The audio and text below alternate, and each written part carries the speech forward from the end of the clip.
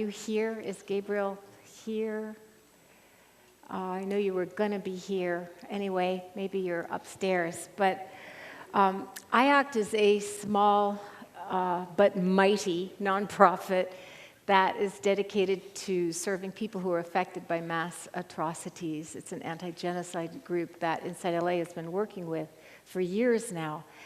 And the reason that we've been working with them, and this comes from what Sean was teaching us, is that when IACT went into the Darfuri refugee camps by the border with Sudan, they went and asked the refugees, what do you need, and is there a way that we can help? And of course, that's what always should happen, that people would go and ask the community. They're the experts on themselves and their community and what they need. But it isn't how it usually happens because, I don't know, I guess the need is so great that there are usually these sort of top-down solutions that can be one-size-fits-all and just come in and take care of emergency needs. But I want to say about our Insight in Action program that wherever we have gone, we have been invited and asked to come. And this is really important because of all the things that Sean was saying, that it's really true that it's often more healing for us to be of service, to go and help, than to be vulnerable and be helped. And it's also true that, well, the Buddha said it at the beginning, you know, that the first truth of life is to understand about suffering and to understand about our own suffering and to know what it is and to be able to explore it. Because, as you said, the moment we acknowledge it, that's the moment that we start to see, how does it come to us? What are we doing to participate in it? And how can it end? And that's the moment it can transform. And that's our mindfulness practice. So now I want to introduce Jack, my beloved husband, Jack. And it's hard to know what to say about Jack, because I think the most important thing that I can say, being married to him and spending a lot of time with him, is that Jack walks his talk, and that what you see is actually what you get. And that is really important to me. I've been blessed to know many wonderful spiritual teachers with all kinds of wonderful titles.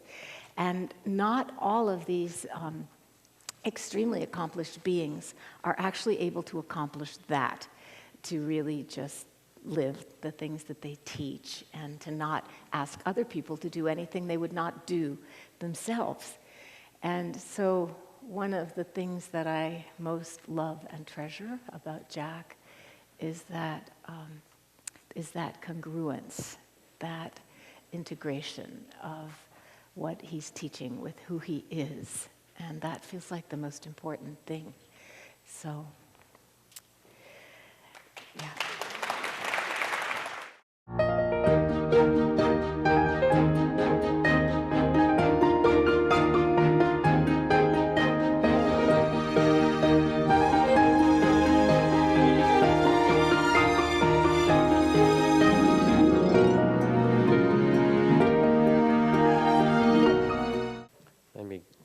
Set up a little bit here. Trudy tells me that I'm her best husband so far. You know. I'm honored to be in that role. Thank you, dear. And also really happy to see you all here and to be at this event, because it's partly an event of, you know, it's a fundraiser for Inside LA, which does all these amazing things. And there are a lot that weren't even listed, working with veterans coming out, and working with the nurses and the medical practitioners in Children's Hospital who don't have anybody or a safe place to actually talk about what they have to do with one another. You can't go home and say, I'm sorry that the baby I was taking care of today died. And that happens every week, you know. There needs to be a place, whether it's the veterans or the nurses or the others who are serving, to be able to come and be held themselves and understand that we actually have to hold one another in this. So I'm really honored and delighted to be part of both Inside LA and to have you here. And it feels really fitting we were trying to figure out when to do this. It's kind of close to all the holiday madness, but it also seems fitting in a way, the kind of teaching and conversation and spirit that we're hearing. So I'm going to talk for a bit, tell a few stories and so forth, and then take a pause, and Trudy and I will have time with Father Greg. We'll talk about that in a minute, or in a little bit, and then come back again and do a ritual to close the day. I want to start with a story. I worked also in prison projects, and we've invited the San Quentin Gospel Choir to come. It turns out to Spirit Rock to sing and so forth. They wouldn't let them out, so we only got the San Quentin Outside Choir, which is the guys that had been discharged from their time there and so forth. But anyway, good close friends of mine brought into San Quentin the Gyuto Tantric monks who are connected with the Dalai Lama's tradition, also coming to Spirit Rock. Then we're going to go into San Quentin. Those are those guys who can do the multivocal chanting, kind of amazing. So they arranged to have a concert in San Quentin for the Gyuto Tantric Choir and the San Quentin Gospel Choir, and that they would sing at this for the guys inside. And the woman who's a close friend of mine, Mirbai, who was arranging this, got really nervous once they were supposed to begin, because she thought, how are they going to receive these guys? They're little guys in skirts, right, to start with, and they're heathens. And most of the San Quentin Gospel Choir are people who got religion and, where Jesus saved their life. And how are these people going to be seen by the men inside in the choir, especially? So she said, I want to introduce these men to you. You have to understand that many of them have spent some years in prison. Some have been tortured when they were in their homeland in Tibet. Then when they were escaped prison, or when they got out after that time, they walked over the highest mountains on earth, sometimes with very little clothes to wear. They live in exile in a monastery in the south of India. They cannot go home to see their homeland or their families. And what's kept them going all this time is their prayers and their songs. So they want to sing for you the songs and the prayers that kept them going in prison, so you'll understand it. And they did their chants. And then the San Quentin Gospel Choir got up and said, "Oh, brothers," and they sang their songs, and then they just embraced one another. And this is really the story of what we have to do in the world in some way, because it's not their suffering or somebody that we're going to help. It's us. It's us, and this is, as Sean and Trudy were saying, this is our time. In some way, maybe we were meant for this, and our ancestors are all survivors. That's why you're here, and they survived a lot. And that's in you. It's in your DNA, and it's in your body, and it's in this possibility for you. But we need to see it in a different way. I was doing a dialogue on climate change, which is its own big story and something that we have to be able to not hide from or deny, but turn ourselves toward and say, this is us, and this is our life, and this is our planet. And the dialogue I was doing was with Costa Rican diplomat Cristina Figuera, who is the United Nations ambassador for climate change, who helped to design what happened in Rio, and then she was in charge of the Paris Climate Accord. And she was talking about how she got really burned out and depressed in trying to get the Paris Climate Group to work. She was overwhelmed, and the struggles were too great. And some friends to her said, you know, you need to get away. You need a different medicine. Why don't you go, she was in Europe doing this, why don't you go to the south of France? There's this place called Plum Village, and there's a teacher there named Thich Nhat Hanh, a Zen master. So she went, because she was desperate, as she said. And of course, when you meet Thich Nhat Hanh, Dick Baker, who was the abbot of the San Francisco Zen Center, described when Thich Nhat Hanh first came to teach there in the early 80s. We were there. He said he's a cross between a cloud, a snail, and a piece of heavy machinery. And so when you're in the presence of Thich Nhat Hanh, something happens, and it happened to her. And she said she had this very deep realization that most of the basis for the struggle at the Paris Climate Accord was because people were seeing each other as victims or perpetrators. Who was doing it to whom, who owed what to whom, and that was the struggle. And when she learned to quiet her mind and listen to her body and to her heart, and to listen to what Thich Nhat Hanh's articulation of the Dharma, which is really the Dharma of interdependence, that it's us.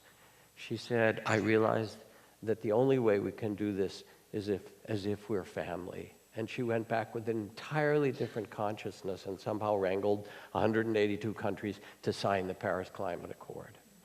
And in a certain way, that's what we're doing when we go to inside LA or when we do our practice, is to find that place in ourselves that knows that we're connected in this way. When the Colombian Civil War of 50 years was nearing an end, there was this struggle to somehow bring these groups back together that had been fighting for so long. One of the things that the Colombian government did is they flew helicopters over the jungle where the insurgents had been, and they dropped out of the helicopters photos of the family members of the people who'd been in the jungle for a long time, of their brothers or sisters, their children or grandchildren, their mothers or parents if they were still alive. Because as they said, these people forgot that they had family. And seeing that allowed for a different kind of conversation. As Mother Teresa says, the problem with you is you draw your family circle too small. So it doesn't matter that it's difficult. We're in a family that's been through a lot of difficulties, and we cause a lot of difficulties to one another. You may have noticed that, both individually and collectively and socially. Trudy and I just came back from teaching with Ram Dass. He says, if you think you're enlightened, go spend a week with your family. Everything gets clear, right?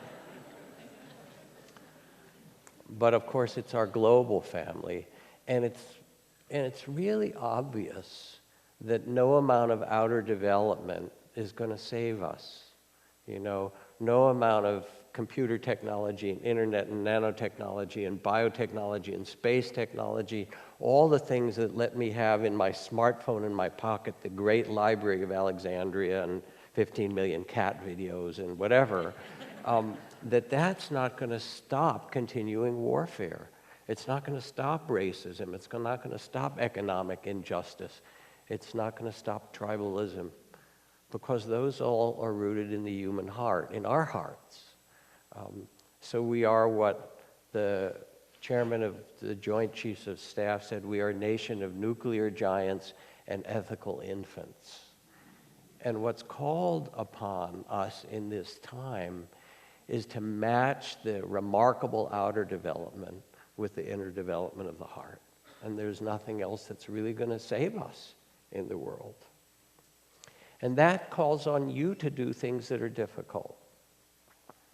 Zen master Karl Friedrich Durkheim says, the person who really being on the way falls upon hard times in the world will not as a consequence turn toward those friends who offer them refuge and comfort and encourage their old self to survive.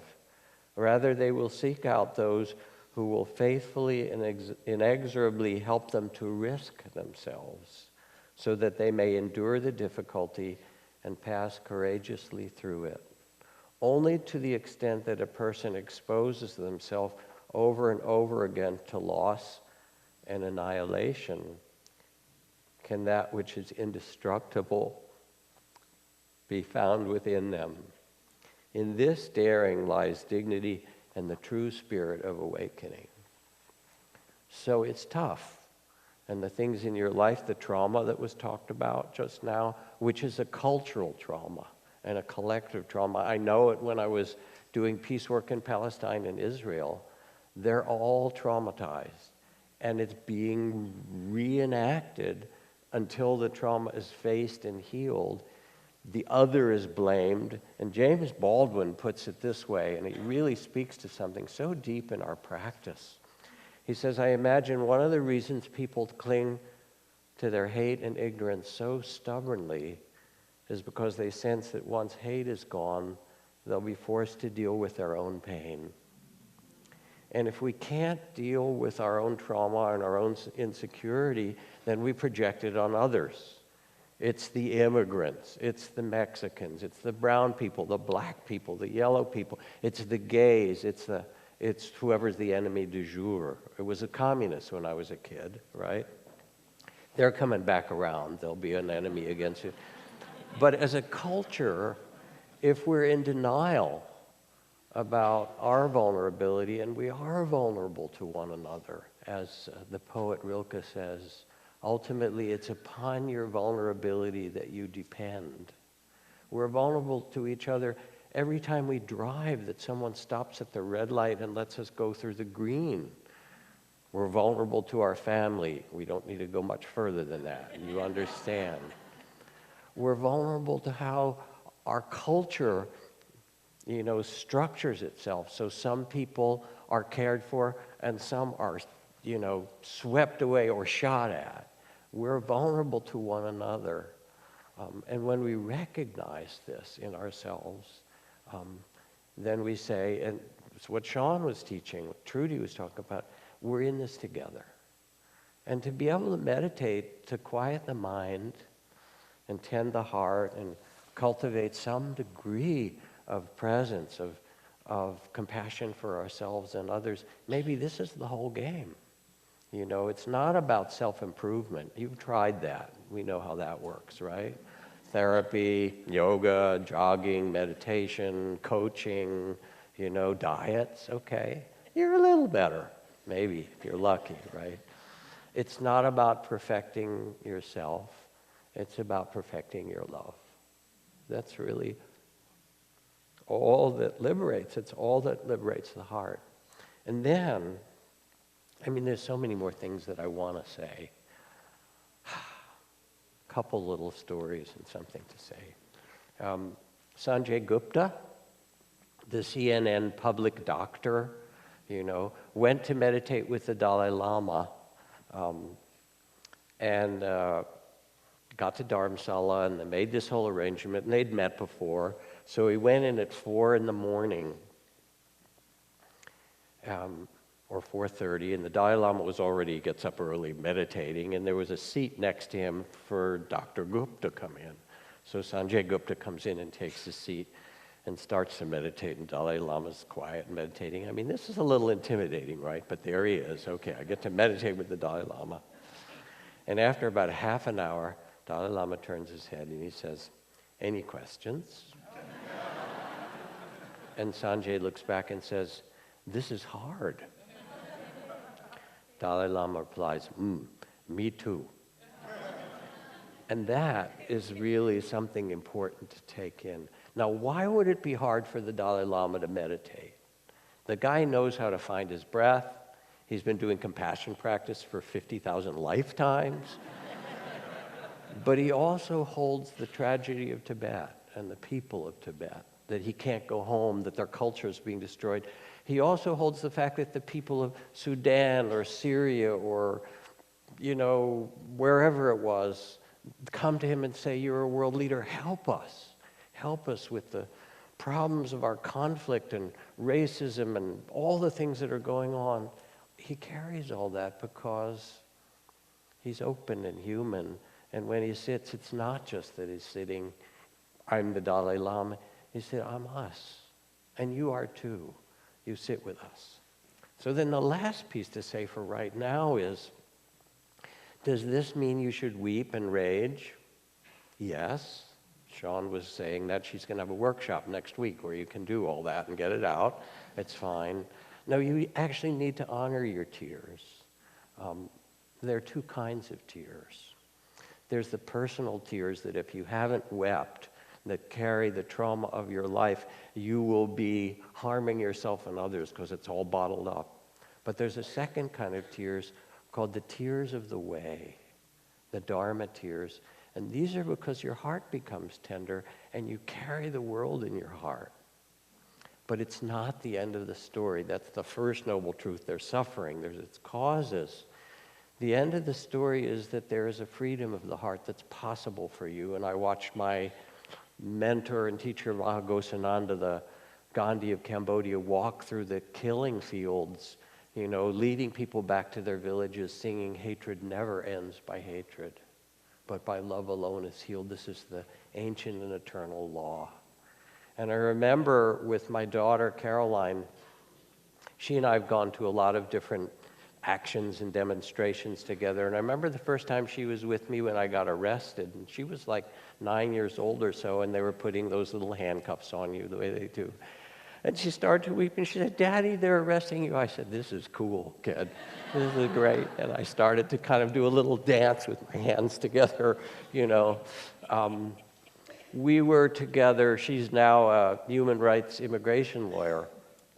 And we were together at the San Francisco airport for the big demonstrations after that executive order to ban people coming in from the predominantly Muslim countries. There were 2,000 people there, and at the gate where we were, people chanting, no ban, no fear, refugees are welcome here with their signs. And you know how the demonstrations are. It's kind of an old form. We need to do it differently, by the way, okay? In the middle of our gate was a New Orleans jazz band. So we're chanting, no ban, no fear. And the drummer kicks in and gives us a little bit of rhythm. Then the sax plays a little riff on top, and the trumpet plays a nice melody. And pretty soon we're going, no ban, no fear, refugees, welcome here. We're singing together. The guards are smiling. The cops are like dancing with us, right? It was artful. We were there. We weren't going away. It mattered to us. It mattered to us, not just for the people who were being held in the airport, but it mattered because we had to stand up for what mattered in our hearts. As one of our founders said, one person with courage is a majority. And I had for a long time on my refrigerator that picture of the Chinese man with his shopping bag standing in front of the line of tanks, that famous image. One person with courage is a majority. So we're there, and we were having a good time. Molly Ivins, who's this great, really celebrated activist and writer and so forth, and one of those bigger-than-life Texan figures, she says, so keep fighting for freedom and justice, beloveds, but don't forget to have fun doing it. Be outrageous, rejoice in all the oddities freedom can produce, and when you get done celebrating the sheer joy of a good fight for what you stand up for, be sure to tell others who follow you how much fun you had. So with the Dalai Lama, and there's this wonderful book called The Book of Joy, Tutu and the Dalai Lama brought together for, I think, the Dalai Lama's 80th birthday or something. And the main question, that was asked is, how can you two laugh so much? I think people go to see the Dalai Lama not for those Tibetan teachings, which are so remarkable and profound that most of us don't really quite understand them, or for the fact that he's this Nobel laureate, celebrated world peacemaker. I think people go by the thousands to hear him laugh. How can somebody be so joyful when carrying all of that? And he was asked, he and Tutu are teasing one another and joking and laughing. Tutu, the same thing. How can you have gone through apartheid and all this, the suffering? And Dalai Lama said, they've taken so much from me. They've taken our temples, they've burned our sacred texts, they've taken my freedom to go home. Why should I let them take my happiness? Why should I let them take my happiness? So the meditation instruction from Laurie Chapman is this. She writes, I like nothing more in this whole world than sitting on my ass, being quiet, doing nothing. That's a first statement, okay? And it's a really good thing to do, to stop and listen deeply. And she goes on, and it's not my fault that I have this attitude because I happen to have an amazingly comfortable ass. If you could sit on this baby for even a few minutes, you would realize that getting up off this ass would be a crime against nature. So the idea of a spiritual practice is not that it's a grim duty. It's an act of love. It's an act of love toward your body, toward the tears that you carry and the trauma, that you face, toward the beauty of the world, the unbearable beauty and the ocean of tears, and that you actually develop the capacity to be present for it with an open heart. And then you get up from wherever you sit. In Zen, they say there are only two things. You sit and you sweep the garden, like breathing in and out. You quiet the mind and tend the heart, and then you get up, and here's the garden of the world. And you get your broom, or whatever is your favorite instrument that it happens to be to play, and you sweep and you make beauty in this world, because that's what it's longing for. If you go in a refugee camp and you're depressed, they're not that interested. It's just not how it works. You have joy, you have a freedom to bring, and this is really what you can bring to the world. So thank you.